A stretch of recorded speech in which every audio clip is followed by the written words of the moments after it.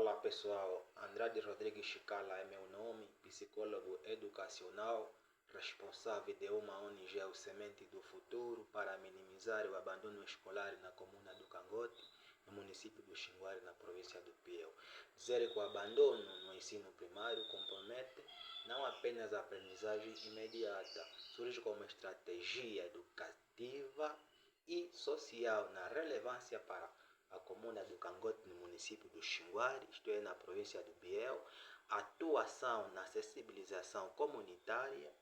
e no acompanhamento psicossocial na contribuição para a permanência dos alunos nas escolas e para a promoção do direito à educação básica de qualidade. Dizer que para